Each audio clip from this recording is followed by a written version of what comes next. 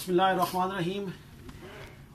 दोस्तों, ये मेरा जो वीडियो है ये कंटिन्यू लेवल के ऊपर चल रहा है, जिसमें हम लोग ये कंटिन्यू डेली बेसिस पे क्लासेस हैं।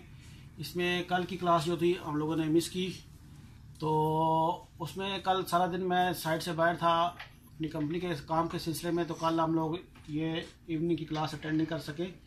तो एक दिन पहले एक क्वेश्चन मैंने किया था, तो उसका कुछ रिज़ल्ट ये मेरे साथ काम करने वाले लोगों ने, जो मेरे साथ स्टूडेंट हैं, उन्होंने ये रिप्लाई दिया है, तो आप ये देख सकते हैं। तो इसमें कुछ हम लोगों ने मिस्टेक ऑब्ज़र्व की हैं, तो इसलिए इस टॉपिक को लेके आज कुछ और क्वेश्चन और कुछ डिटेल में आपको बताऊंगा। इसमें क्या हुआ कि लास्ट जो क्वेश्चन था, अगर आप इसी स्केच में देख लें, तो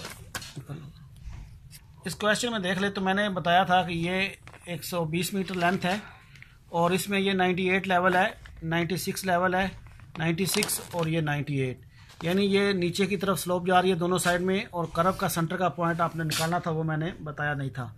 तो इसके बारे में वजाहत करने से पहले मैं आपको बताता चलूं कि इस का जो रिप्लाई है हमें ऑनलाइन भी एक फलक नियाज साहब है उनकी तरफ से मिला था। तो उनकी डिटेल मैंने उनके कैलकुलेशन तो मैंने नहीं देखी, लेकिन उनकी प्रेजेंटेशन मैंने देखी जो मुझे बहुत पसंद आई। अभी जस्ट मैंने दोबारा वो ट्राई किया अपने मोबाइल से उसको ओपन करने के लिए, तो वो नहीं ओपन हुआ क्योंकि वो कैड की फाइल थी। तो फलक साहब, आपसे रिक्वेस्ट है कि अगर नेक्स्ट टाइम आप मुझे मेल करते हैं तो ऐसी सूरत में आप मुझे PDF भेजा करें या पिक्चर की शक्ल में, क्योंकि कैड में वो ओपन मेरे मोबाइल में नहीं होगी, क्योंकि काम के दौरान हम लोग मुझे मौका नहीं मिलेगा, तो मैं ऑफिस में शायद चेक नहीं कर लूँगा, तो मैं यहाँ पे चेक करूँगा। तो अभी आते हैं अपने क्वेश्चन की तरफ। तो इसमें मैंने कहा था कि ये हमारी HI है, तो HI की वैल्यू देने के बाद मैंने बोला था कि ये आपने बीच में लेवल कैलकुलेट करने हैं, तो ये लोगों ने कैलकुलेट किया। इसमें ये 3 मैं आपके सामने रख लूँ, और तीनों की सेम मिस्टेक है कि सब ने जो पहली वैल्यू HI से निकाली 98 की, तो वो उसकी वैल्यू को बैक साइड के अंदर लिखा। तो इसमें ये बैक साइड के अंदर नहीं आता, क्योंकि ऑलरेडी हम लोगों ने हाइट, मैंने आपको बोला था कि हाइट ऑफ इंस्ट्रूमेंट आपकी 100 है। जब हाइट ऑफ इंस्ट्रूमेंट है तो फिर हमारी बैक साइड नहीं आएगी, ये डायरेक्ट आएगी इंटर साइड। तो उसके लिए क्या होगा कि आप पहली रो को, रो बोलते हैं इस लाइन को, तो पहली रो में आप सिर्फ और सिर्फ HI यानी हाइट ऑफ इंस्ट्रूमेंट लिखेंगे। उसके बाद इंटरमीडिएट साइड जो कि हमारी, मैंने बताया था लेवल 98 है, तो 100 में से 98 निकालेंगे तो 2 मीटर हमारी स्टाफ रीडिंग रह जाएगी, तो वो इंटरमीडिएट में आएगी। ऐसे कंटिन्यू चलते चलते वो हमारी रीडिंग चलती रहेगी। ठीक है जी। एक तो ये कि जब हाइट ऑफ इंस्ट्रूमेंट गिवन है तो बाकी सारे इंटरमीडिएट और लास्ट 4 साइट हो जाएगी। ठीक है, एक तो ये हमारी मिस्टेक थी। और दूसरा मैंने क्या पॉइंट आउट किया था, ये कर्व के ऊपर मोस्टली मैंने बड़ी डिटेल में अभी इन लोगों के साथ बात की है, क्योंकि वीडियो लंबी हो जाएगी तो मैं बता नहीं सकूंगा। क्योंकि ये कर्व के अंदर क्या होता है कि जब भी गाड़ी कोई टर्न लेती है तो हमेशा उसकी जो आउटर साइड है वो ऊपर रखी जाती है, और इनर जो है वो उसकी लेवल नीचे रखा जाता है। उसके पीछे रीज़न क्या है, क्योंकि जो इंटरनल फोर्स होती है वो गाड़ी को बाहर की तरफ पुश करती है, और आउटर फोर्स जो है वो गाड़ी को अंदर की तरफ। तो गाड़ी बाहर की तरफ टर्न ना ले जाए, तो उसके लिए ये बाहर की साइड को ऊपर रखा जाता है। वो क्यों रखा जाता है वो आने वाली वीडियो में जब हम इसको डिस्कस करेंगे तो मैं इंशाल्लाह डिटेल में बता दूंगा। तो इसमें इसी से रिलेटेड मैंने अभी इस वीडियो को कंटिन्यू करूंगा। तो ये कल के लिए क्वेश्चन है। तो इसमें मैंने क्या किया है, इसमें मैंने बताया है कि ये एक लेवल है जिसकी वैल्यू है, पॉइंट की वैल्यू है 96 मीटर और एंड की है 100 मीटर। तो इन दोनों के दरमियान 4 मीटर का डिफरेंस है। तो इसका जो पहला स्टेशन है उसकी वैल्यू है 1 + 200। तो मुझे यहाँ पे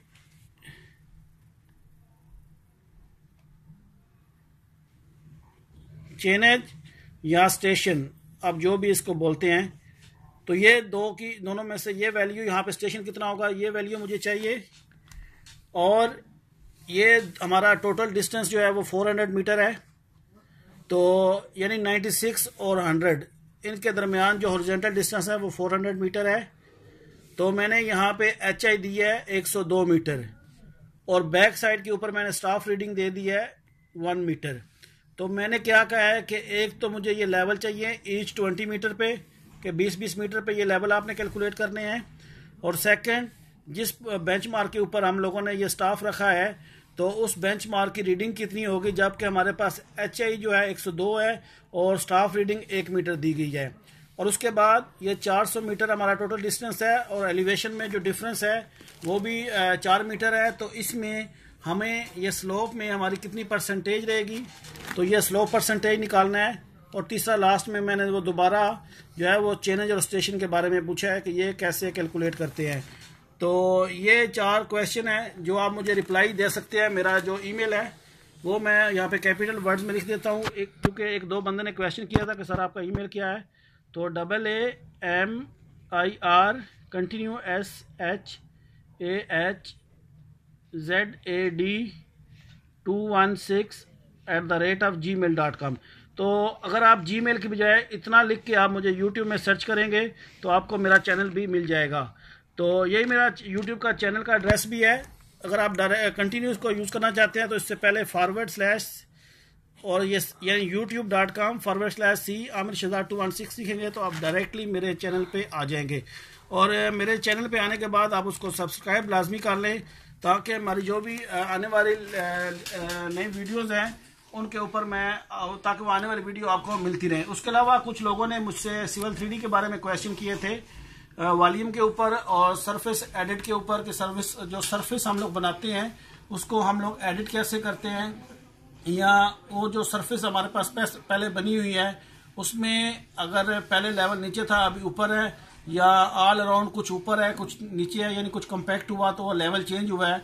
उसमें जो चेंजिंग है उसको अगर सरफेस को हम लोगों ने शो कर रहा है तो सिविल 3D के अंदर हम लोग कैसे बताएंगे, या हमारे पास डेली बेसिस पे वीकली बेसिस पे जो प्रोग्रेस होती है उस प्रोग्रेस को हम लोग सिविल 3D के अंदर कैसे कैलकुलेट करेंगे।